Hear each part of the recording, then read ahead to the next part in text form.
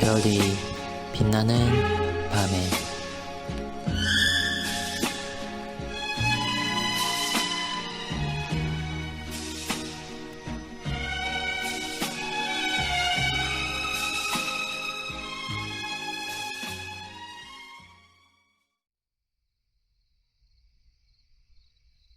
(45문은) 49일차를 참고해 주시기 바랍니다.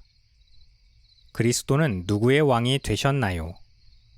물론 성자 예수 그리스도는 삼위 하나님과 신성에서 동등하기 때문에 영원한 만물의 왕이십니다. 하지만 중보자로서 이 땅에 보냄을 받으신 그리스도는 그의 왕권의 크기가 전능하시지만 그 권세가 발휘되는 방향, 즉 중보자로서의 대상들은 한정되어 있으십니다. 곧 그리스도의 백성들에게는 은혜의 왕으로서, 사단과 그 수하들에게는 진노의 왕으로서 왕권이 발휘되십니다. 교리문답에서도 대상들을 두 가지로 구분했습니다.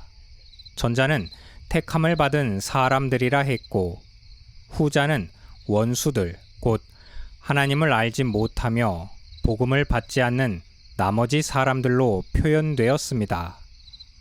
먼저 그리스도는 누구의 왕이 되셨나의 질문에 하나님께 택함받은 사람들의 왕이라고 말할 수 있습니다. 택함받은 자들은 누구인가요? 교회입니다. 그리스도께서 이 땅에 오시기 전에는 이스라엘 민족이었고, 그 후에는 그리스도를 주로 고백하는 모든 사람들입니다. 이 관계는 여호와 하나님께서 이스라엘 민족에게 수없이 강조했고 그들이 진정으로 깨닫기를 원했던 관계였습니다. 즉, 하나님은 이스라엘의 왕이시고 이스라엘은 하나님의 백성이라는 관계였습니다.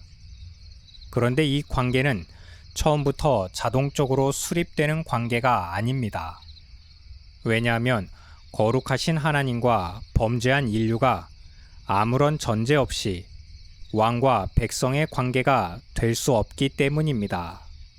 하나님과 타락한 인류 사이에 발생한 이 단절은 이미 배운 바처럼 중보자의 중재가 없이는 화합될 수 없습니다. 우리가 그리스도의 삼직에 대해서 처음 배우기 시작했을 때 주목하게 된 것 중 하나가 바로 중보라는 용어였습니다. 선지자 직분이든 제사장 직분이든 중보의 개념이 사용됩니다. 마찬가지로 그리스도의 왕직에서도 중보적 왕권을 말할 수 있습니다.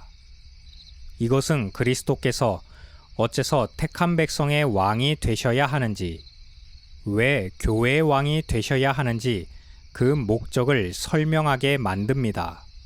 그 목적은 그리스도께서 단지 어떤 무리들의 왕으로 군림하시는 것이 최종 목적이 아니라 선택받은 그 백성들이 죄 가운데에서 구원으로 인도하시기 위한 영적인 목적과 연결되어 있습니다. 이는 에베소서 1장 22절에서 그리스도를 교회의 머리라고 한 데에서도 그 뜻이 드러납니다. 머리와 몸의 관계는 유기적인 긴밀한 관계이면서 동시에 머리의 통치를 받는 몸의 관계를 말해주고 있습니다. 몸은 머리에 복종하고 머리는 몸을 지배합니다. 그러나 여기서 말하는 지배와 복종의 관계는 강제적이거나 폭력적인 관계가 아니라 명령과 순종이 잘 이루어지면 질수록 더 건강함을 만들어내는 관계입니다. 그리스도와 교회의 관계도 마찬가지입니다. 교회의 왕이신 그리스도는 교회를 다스리실 때 진리와 지혜와 공의, 거룩과 은혜와 자비의 영이신 성령 하나님을 통하여 다스리시기 때문에 그리스도의 왕권의 행사는 영적인 것입니다. 이 점을 잘 이해하지 못하였을 때 예수 그리스도께서 이 땅에 계셨을 때 유대인들이 범했던 실수를 되풀이하게 됩니다. 오늘날에도 그리스도의 왕권, 하나님 나라의 확장이라는 미명 아래에서 현세적인 실력 행사를 할 수 있는 힘을 그리스도인들이 가져야 한다고 주장하는 사람도 같은 잘못을 범하게 됩니다. 또 하나 중요한 가르침은 그들에게 직원들과 법과 권징이라는 수단을 통해 가시적으로 다스리신다는 점입니다. 그리스도께서 교회를 다스리실 때 성령 하나님의 역사를 통해서 하시기 때문에 영적인 성격을 가지지만, 이러한 성령 하나님의 역사는 매번 우리가 똑바로 본다든지 정확하게 판단하기 어렵고 불확실한 면이 있습니다. 기록된 말씀에서 일반적인 사회생활이나 신앙생활에서 무엇이 옳고 그른지, 무엇이 하나님의 뜻에 합당한 선택인지 구체적으로 말하고 있지 않습니다. 때문에 그리스도의 다스리심이 잘 드러나도록 하는 수단들을 주신 것입니다. 오늘날 장로교회가 교회를 세우는 원리를 질서 있게 하기 위하여 채택한 교회 정치와 예배 모범, 권징 등과 같은 이런 규례들은 단지 교회를 효과적으로 운영하기 위한 지침서가 아닙니다.